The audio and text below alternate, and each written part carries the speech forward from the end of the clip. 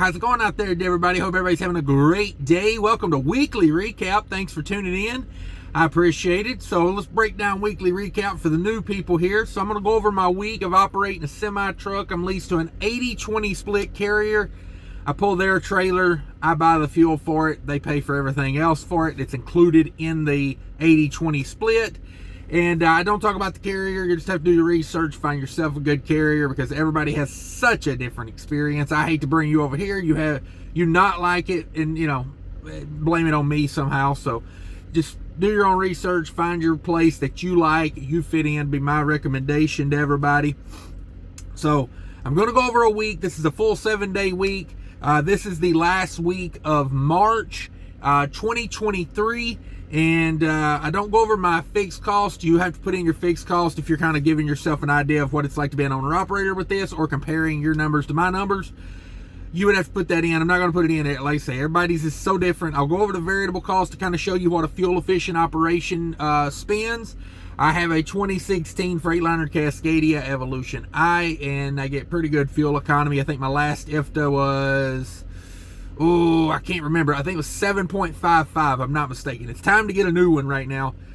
So as soon as that comes out, I'll let you know what that one is. But I was doing like 7.5 through the winter, somewhere in there. So hopefully we'll be improving as the weather gets warmer and we get off winter blend fuel and, the temperatures become a little better outside. We're in a really sweet spot, I think, in the spring and the fall, because you don't really have to run your air conditioner, which robs your engine of power and helps, get a little bit better fuel economy. You don't have to idle as much. Your warm-up time in the morning isn't as much. So I like all those things. But let's get to the week. So I took off the entire first week of March 2023. So I worked the rest of the month. Now, the way I run and the loads I run, typically I can just run recaps till the cows come home. I'm typically like 400, 450 miles a day on the high end. Now, I do certain loads that require 600 miles a day, but when I deliver, I get like a day in between there before I pick up the next one. So it kind of evens it out. Like, it's 600 miles a day, but then it breaks down to like 2,500 miles, 2,400 miles in 5 days, because it's 2 days to drive out, 2 days to drive back. But there's a day in between there where I pretty much only drive like 40 or 50 miles that day. So, that being said, I ran basically the rest of the month. So that's why I'm starting out on a backhaul, I guess is the reason I'm saying all that. So I finished up last week in Pennsylvania, in the Philadelphia area. So we'll start there. This is where this week starts. So I picked up a load out of New Jersey. I got a 3-pick, 1-drop out of Jersey. That load was $2,900 on 1,235 all miles, 45 miles empty move on that.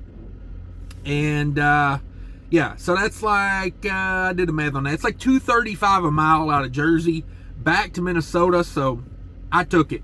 I damn took it. Although it was 3 stops and 3 stops in Jersey, or 3 picks, excuse me. I'd rather had 3 stops in Minnesota, but instead it was 3 picks in Jersey. Hey, you know how that goes. And get this, 45,000 pounds that load. 45,000 pounds, right. So, to be honest about it, and they told me straight up before I went and got it, this load's going to be like, over 44,000 pounds. So, luckily I got a lightweight truck, hate on those plastic trucks all you want, but heavy truck's not going to pull that load. It was close to, I don't know, my truck is like 34,000, somewhere in that ballpark, like half fuel. I can typically go, like if I go half a tank of fuel, I can be a little under 34,000 pounds. And when I scaled this load with about 3/4 tank of fuel, I was at 79,000 and some change, like 79,200, 300, something like that. So let's take that 300 pounds and let's say, okay, that's the extra fuel. But then 34 to 79, that's 45,000 pound load. Very heavy, very heavy. But freight market ain't so good right now, and to get 235 out of Jersey, I'm gonna pull it. Basically, if it's not illegal, I'm gonna pull it. So that was the first load. Jersey back to Minnesota. I went back to Minnesota. I took like a half a day off, like not even a full day. Basically went and, you know, showed my face at the house because I hadn't been there in a couple weeks. And then like literally left the same day. Like that's, you know, because I took like 9 days off at the beginning of the month. I said, I can't really, like, I mean, I can't afford to take time off, but it's like, I don't like going backwards with money. You know what I mean? Like, I always like to be progressive. And so I went up, I grabbed a load out of Minnesota, back to Virginia, and that was my normal when I always do, you know, my normal little run out to Virginia and back to Minnesota. So that got me kind of back on my normal thing. So maybe I can get back to doing those. I need to switch the day on it though, because I need to get like a couple days off and then be able to get back in that routine. Sometimes I get out of that routine of doing that just because, you know, either a big money load going out that they call me about that can pick up like a day earlier. That's how I got off of it last time. You know, I had a good paying load that went out to Pennsylvania and it picked up a day earlier than my load coming to Virginia did. So I took it. It was just simple economics trying to tighten that month up a little bit. So that load is Minnesota to Virginia, 1201 loaded miles, 65 empty miles, 1266 total miles, 4,200 bucks on that load. It's 42,000 pounds and it's negative 10 degrees, but they allow start and stop on that one. I usually do really good on reefer fuel with that load because it's such a bulk load. It literally takes up the majority of the trailer. It's really tall pallets and they load it at, like, you know, a pretty good temperature, like -5 or better. So when I set my reefer to -10 start and stop, I'm working a range from like -5 to -10, and sometimes it'll go past -10 a little bit, like, you know, -12 or whatever, but it really doesn't run the reefer a lot to maintain those temperatures, which is another reason I like it, because it keeps my reefer fuel down. Now that first load I did, Jersey to Minnesota, that was 35 degrees continuous. So we know how continuous mode does. You know, she's a little thirsty when she's on continuous mode. So that was the week, guys. That is a 7-day week with like a day at the house, but it was basically like I delivered in the morning and then I had to pick up really early the next morning. And where that was picking up, I don't like staying at the house and then getting up and going and getting that load. Is, to me, it's misery for me and everybody else, because I have to go to bed at like 6 o'clock because I have to be up at like 2 in the morning. So it's like, at that point, I'd rather just go get the truck at like 6 at night when I would be going to bed. I get the truck, I drive it, the customer lets me park in their lot, so I drive it, I go get my break in. That's what I do with that. So like I'll spend the day at the house, but then like late afternoon I leave out and go sleep at the customer.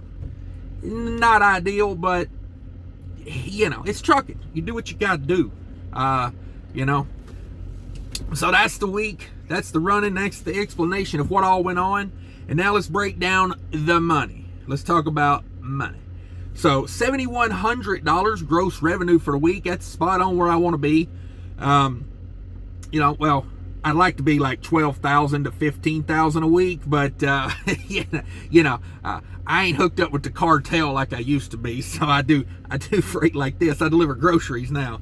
$7,100 gross revenue, $5,680 for my 80% cut of that.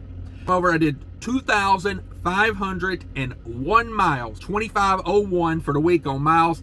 That's about my typical week. You know, like in that 2,500 to 3,000 mile range. So I'm typically doing like 350 to 400 miles running freight. And that puts me in at like 350 to 400 miles per day, which to me is great as an owner operator, because I can just run recaps forever. Now, and that's the beauty. That's one of the reasons I stick with refrigerated. I'm a very early morning person anyway, so it doesn't bother me having to get up super early to do those reefer, you know, situations. So like I say, find the freight that fits you. You know, if you're a very physically active person, you know, flatbed might be for you. To me, picking freight has a couple things you need to keep in mind. Number one, what freight suits you. You know, if you want to be home every day and you really don't want to be out on the road, don't be on the road. Get you a local job. You know, if you want to be physically active, reefer, maybe not for you. The most activity you get as a reefer driver is opening the doors and writing com checks for the lumpers. I mean, that's pretty much it. And a lot of these places won't even give you the option to lump your own stuff anymore. So you're not even allowed on their dock. So there are a couple McLean's I go to that I do my own lumping just for time's sake, because the lumpers will take 7 hours to do one pallet with 12 cases on it. And I'm like, no, I can go in there and lay 2 pallets on the floor and put 6 boxes on this pallet, 6 boxes on that pallet, and I can literally be gone.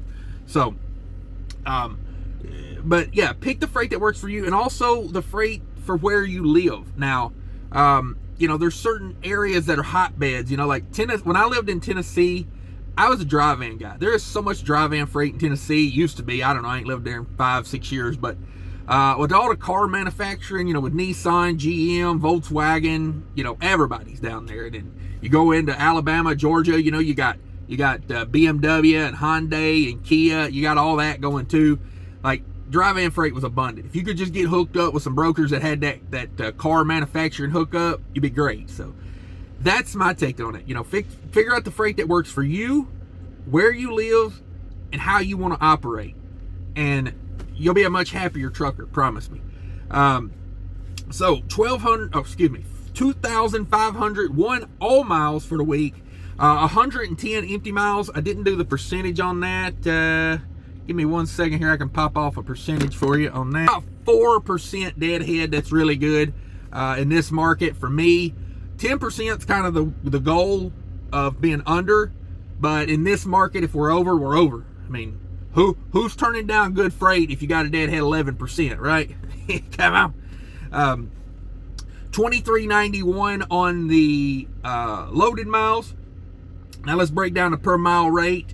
284 per mile, 227 per mile, my 80%, 227, and then a loaded mile, 293. So still very happy with those numbers. 14.26 on fuel. 14.26. That's a lot of fuel for me for a week of 2,500 miles.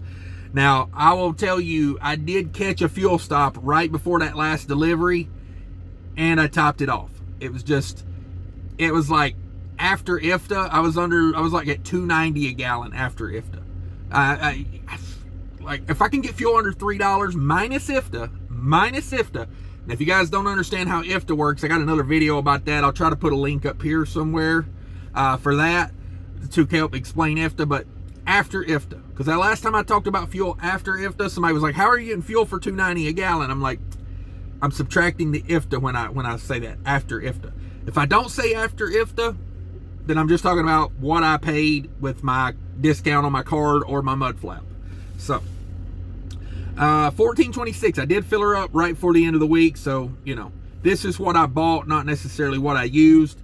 131 on reefer fuel, so pretty much an average week on reefer fuel. $36 on DEF fluid, and then $22 on parking. I did pay for a parking spot out there around the Philadelphia area. I hate doing that, but you know, when you got a 8 p.m. delivery, it's like you reserve it, and then you just pray to God, please let my parking spot be available when I get there. And luckily I got there before the parking lot filled up, so I did get my paid parking spot. $22 on that thing, by the way. $17 on scale. The first load from Jersey back, I scaled twice. I was off a couple pins, and it was pretty full on. It was like 3/4 on fuel, so I kind of had to slide, you know, work it a little bit. You know how it is. And then I spent $523, $523 on tolls, man. Whoo! I had to take that PA Turnpike from Jersey all the way. I had a pickup in Pennsylvania on that 3 pick out of Jersey. I had 2 picks in Jersey, 1 pick in PA, and that pick in PA required me to take the PA Turnpike across Pennsylvania to get to that. Normally coming out of Jersey, I'm taking 476 up and taking 80 across. I know a lot of you guys will say 322 this and all. I hate them hills on 322. I am not trying to rip the guts out of my truck to save, $20 of going up 476. That is a thing with me. There are times I will just pay the $100 in tolls or whatever it is to not be just hard pulling my truck. Like, I know when I come out of Maryland a lot, my buddies are always like, why don't you take 68 across? And I'm like, I would rather jump up and catch the PA Turnpike. I'd rather pay that $100 than to deal with those hills and those mountains on 68 when I'm fully loaded. If I got a light load, I'm probably going to run 68. But if I'm 44,000 in the box, I don't want to rip the guts out of it. You know what I mean? Like, it just, personally me, that's just how I look at it. But to each their own. To each their own. But that's how I think of it. So I paid $523 in tolls. Whew, that's a lot of money. I mean, that's a damn full-time wage right there I'm paying in tolls. So variable cost, very expensive for the week. $2,150 variable cost for the week. $5,680, my 80%, the 5680. We bring that over, subtract the $2,150 from it. That leaves me $3,525, and then I put $500 over to maintenance, which leaves me $3,025 left to do what I gotta do with. Boy, this is a tough market. I mean, it is what it is. It just is what it is. I'm happy to get the freight I'm getting right now, and I'm glad that the rates are kind of sticking with it and hanging with me. But fuel's coming down. That's one of the few saving graces we got in trucking right now. Fuel's coming down. But other than that, So that gave me 57 cents a mile fuel cost, and I did not do the fuel for the month. I will get that on the next weekly recap. I will try to remember that, because this was the last week of March, so I should have did the monthly fuel cost on it. I forgot about it. I get it to you on the next one. But 57 cents for this week because I filled up there at the end of the week. But I'm getting fuel for under $3 a gallon if you subtract the ifta out now. Thanks to Illinois jacking their ifta to the moon. But my ifta reports look a lot better because I buy my fuel in Illinois and Indiana, and they're both getting so damn expensive now.